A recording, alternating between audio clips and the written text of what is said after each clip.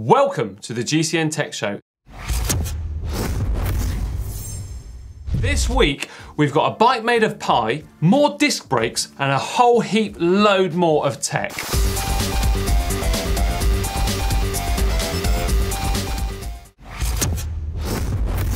Well, what's hot in the world of tech this week then? Well, firstly, Specialized have just launched a new bike.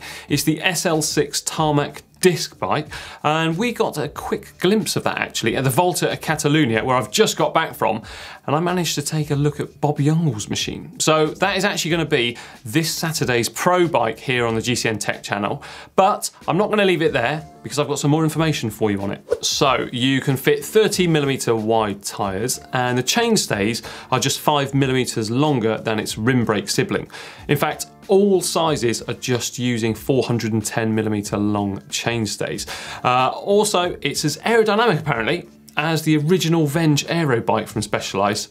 So that really has come a long way compared to that first bike. And one final little bit, there's 200 pieces more carbon ply used in this frame than the SL5 disc. So they've done that, and they've actually managed to keep it the same weight as the SL6 rim brake frame. That's impressive. Very impressive, I think. Now, after all of that, I fancy some pie. No, not that sort of pie. This sort of pie. So two designers, Martin Koeman and Tadas Maksomovus, they actually designed a bike based upon a Malaysian artist's drawing of a pie-shaped bike. And well, it actually works. Now that is science. Actually, it's maths. But you know what I mean. Now, they actually started off by making a small cardboard model of the bike before making it in wood and then actually in carbon fibre. And it actually rides, which I think is fantastic. Admittedly, it doesn't have brakes or gears, so essentially it is a track bike. All we need now is for the UCI to relax those rules, and maybe we'll see it hitting the boards of a velodrome soon. Who knows? I think it looked really cool though. Hot topic this week then, the UCI's rulebook, or the technical rulebook for bikes specifically. So first up, let's look at our friends in triathlon.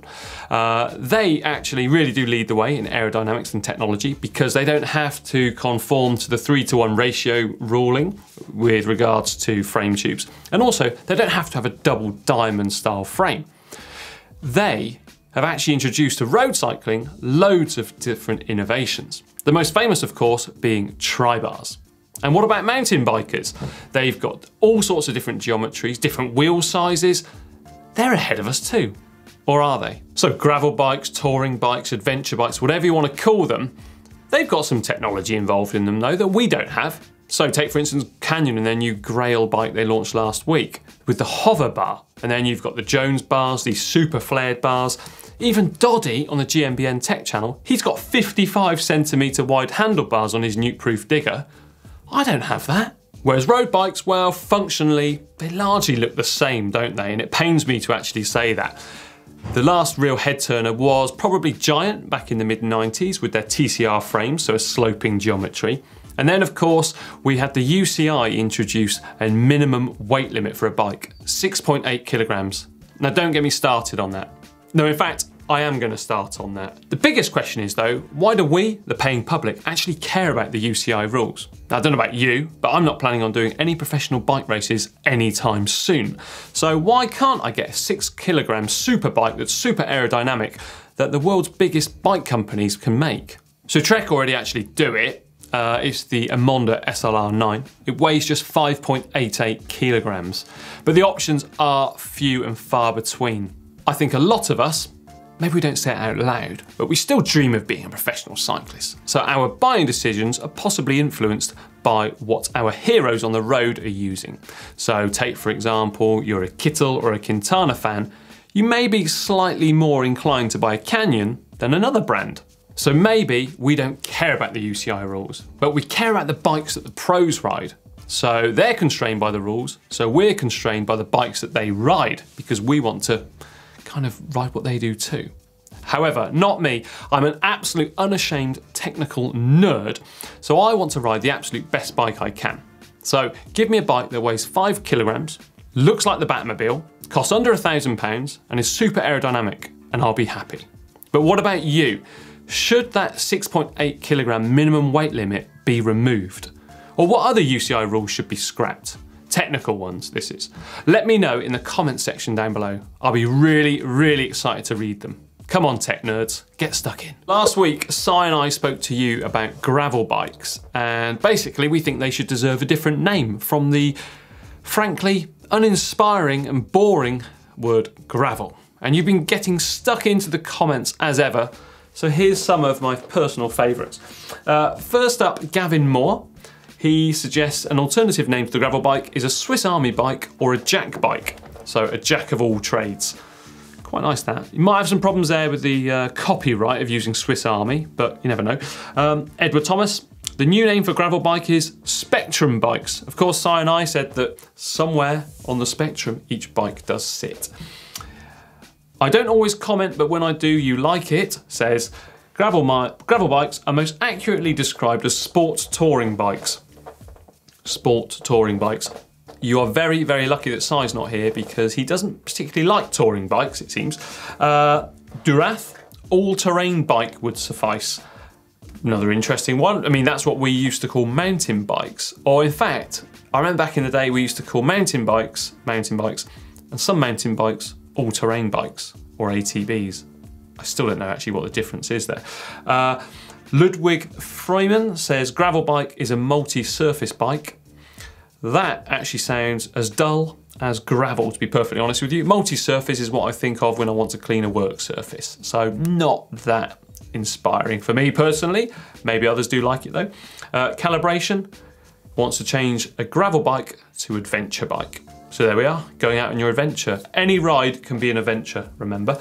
And finally, Michael Cohen, he calls his gravel bike the Omnivore because it eats everything. So what is hot in tech this week? Well, firstly, Specialized and power meter brand 4i have announced a partnership. I like to think I got a little bit of a scoop on this back at the Tour Down Under in January when I spotted some units on the bikes of both Bora Hansgrohe and Quick-Step Floors. Now, one of the most impressive things about this announcement is that they've integrated a dual-sided power meter into carbon cranks for apparently the first time in the commercial world. Now, the name is going to be called the S-Works Power Cranks. Not really that exciting, is it? However, the weight is 440 grams for that. Now that is super lightweight. Sticking with power, well, in a way anyway. What about a joystick controlled bike? That's right, you can get a joystick controlled recumbent e-bike now. So it does away with traditional handlebars. Essentially, you have one joystick which allows you to steer, also operate the e-bike motor, as well as operating the bike computer. Yep, you heard it here, possibly first. Now, this is a Kickstarter project and it's going to cost you €2,500, but let me know if you want one. I'd be keen to read people's thoughts on that. Just have a look at it. Now, how about a fully integrated carbon fibre bike? Well, Steebles have launched this. Check that out. So it's got integrated mudguards and bottle cages. You've got internal storage solutions as well as cabling. This could be the ultimate commuter, couldn't it? It weighs just 8 kilograms. I thought looking at it, with all that extra carbon fibre, it would weigh a lot more. It is going to cost you £6,000 though. So moving on, a little bit more about integration here. There is a patent at the moment floating around the internet, and this is from Shimano, and it's a disc brake cover to protect you from those razor sharp disc brake rotors that we all fall victim to. Only joking. Well, I'm not joking about that disc brake rotor cover. Maybe we'll see it actually introduced because people possibly are still thinking that they're going to get cut up from them. Who knows? But if it gets more people riding bikes, I'm all for it. I don't think they're going to look particularly ugly by having a cover on them. In fact, in some cases, they may even look better on some people's bikes. Now, sticking with patents, interesting stuff. I jest. Campagnolo have also got one out there floating around, this time for 12-speed drivetrains. So maybe, just maybe, we will see 24 gears back on road bikes again. This time though, not using a triple chain set. So yeah, we're going to keep our eyes peeled for that, and as ever, we'll report any information as soon as we hear it to you. Now finally, a couple of weeks back, Dan and I spoke about the world's lightest bike that had disc brakes, and in particular, one of the components on it did save quite a lot of weight over standard part was in fact the cassette. And I've managed to get one here. It's made by a company called Recon, and believe me, this is mega light. Now it's made of aluminium, so it's got 3 pieces. So you've got here the chunk of it, and then you've got the 11 tooth and also a lock ring. Weight-wise for 1128 is 117 grams. So that's 76 grams lighter than Shimano Dura-Ace. And the price, $180. I think if you're looking to save a lot of weight on your bike, maybe that's the one for it. I mean, admittedly, made out of aluminium is possibly not going to be that durable, but if you are going for ultimate lightness, why not? Treat yourself. More tech next week. It's now time to induct another product into the GCN Wall of Fame. Last week, we inducted the Lotus 108 fixed wheel bike, but this week, I'm going to allow some freewheeling because it's time to induct the Free Hub. And you know what, contrary to popular belief, Shimano didn't actually invent this, although they did patent the word Free Hub. The actual original design came from a company called Bayliss Wiley back in 1938 that attached a sprocket cluster not onto the actual hub shell itself. However, the Free Hubs, or cassette bodies that we commonly use today, they're actually a more recent design and in fact come from Shimano in 1978, which was really the first commercial success of a Free Hub. So if we fast forward 40 years, we've got the modern day Free Hub or cassette body. Obviously Free Hub is patented by Shimano. So it's axially splined. The reason being, then you simply slide on your cassette and then it's locked in place with a lock ring. The Free Hub, it's also worth mentioning, it is kind of supported in place there as well by the axle. And then you'll all know the familiar sound. Some people love a loud one, some people want a quiet one. Let me know what you like in the comments down below. Interestingly as well, the first cassette hub that I had, or Free Hub that I had, was actually a Shimano Uniglide that didn't use one of those lock rings. Now if you know why, let me know in the comments down below too. We'll see who else is a real geek out there. And remember as well to leave your nominations for the GCN Wall of Fame down there in the comments. Who knows, maybe we'll pick yours. So it's time for Bike of the Week, where we put together 2 bikes head to head and you have to vote for your favourite. So let's have a look at last week. Well, we had the Scott Foil of Mitchelton Scott, and it was up against the Merida Sculptura of Bahrain Merida. And yep, I've been busy again counting through all of your votes, and the winner is the Scott Foil with 76% of the votes. Whew, wow. So this week, what have I got for you? Well, first up in the red corner, we've got the BMC SLR-01, and that's got a full Shimano Dura-Ace Di2 group set. You've got the Shimano dual-sided power meter and a Physique saddle to top it off. But what's it up against? Well, in the blue corner, we've got the bike of Quick-Step Floors. It's the Specialized Tarmac SL6 disc bike. So brand new, this one. So a full Shimano Dura-Ace Di2 group set too. You've got that new power meter too. Well, the new announcement anyway. It's the Specialized 4i unit and also those Roval wheels. But you know what to do. You've got to vote for your favorite up there. And next week, we'll reveal the results and have another battle of the bikes. Giveaway results time. So recently we gave away 3 of the brand new POC Ventral aero helmets with that spin technology inside on GCN Tech Unboxing. And the good news is, if your name is on screen right now, you're one of the lucky winners. And don't worry, we'll be in touch with you very soon to arrange delivery. Now time for that part of the show. It's the Bike Vault, where bikes are either nice or super nice. So with no further ado, I'm going to crack on this week. First up, Alistair Lovett in this Linsky. And yep, do you know what? That's actually a mural on the wall. It's not an actual barber shop, but enough of that. So that's a Linsky. He's got himself a Shimano Ultegra drivetrain with some disc brakes. Titanium they are, those Linskys. It's a very nice, I like that seat post as well, the way it curves back. Straight away, first up, it gets a super nice from me. That's a lovely looking bicycle. And do you know what? Si and Dan, in fact, no one else here can tell me otherwise. I've got the horn. Yes. Next up, Florian Bon, and this is in Mallorca, and this is the Colnago VR1. That is a nice looking machine, and I do like the way he's actually taken the angle of that photograph. The only thing is, it could have, I mean, I've been to Mallorca plenty of times, Florian, and you could have got definitely a better backdrop than that. It's a nice looking machine. I bet you had some fun out there on the roads. Let me know your PB up Sacalobra. That's a nice bike. Very nice bike, Florian.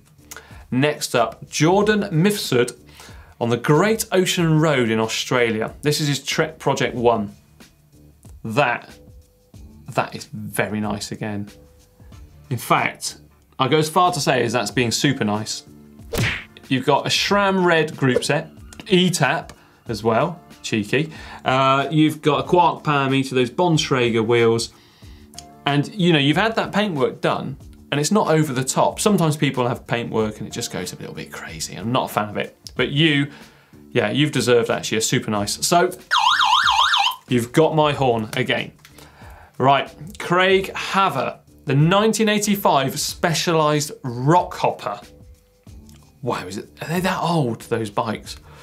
Anyway, that machine looks like a real adventure bike, or maybe a Spectrum bike, a multi-surface bike, who knows? But I'll tell you what, you're gonna have a lot of fun on that. Look at the springs on the back of that Brooks saddle. Every ride is gonna be in pure comfort with that one, Craig. WTB tyres. It does look a little bit odd, that bike, but you're gonna have so much fun on it, and everyone's gonna be turning their head. So it gets a super nice, super nice. Right, finally, Arrow. I'm not even sure how to pronounce your surname. I'm just gonna call you Arrow from Finland. And this Conga, that is a lovely looking bicycle again. SRAM Red group set, taken in what looks like some sort of urban forest, if that makes sense. It looks great, MV wheels, but, and this is gonna probably upset you, Arrow, it's not gonna get super nice, I'm afraid, because look at the gear you have left it in. The big ring, and I think almost bottom sprocket at the rear. You're breaking the cardinal sin there, or what some people say anyway. So, a nice bike there, Arrow. Now, to submit your bikes into the Bike Vault, send them to the email address on screen right now, and please do include also where you come from. It's really helpful, as we love to know what corner of the globe you are from. Next week, more Bike Vault. Now, unfortunately, it is nearly time for the end of the show. Yep, I can hear the groans from here. But what is coming up? Well, on Saturday, we've got a very special pro bike. It's a brand new bike, in fact. It's the bike of Bob Youngles of Quickstep Floors that I just got to grips with. And then on Sunday, we've got an unboxing of Met helmets with Dan. Monday, back in here for the maintenance set. And then on Wednesday, we've got the GCN Tech Clinic. Now, do remember as well to give this video a big thumbs up and share it with your friends out there too. Tell everyone all about us. And now also remember to check out the GCN shop at shop.globalcyclingnetwork.com. You can buy all sorts of garments from there. Now for another great video, this time, what grease, lubricant, anti-seize or thread lock you should use, click just down here.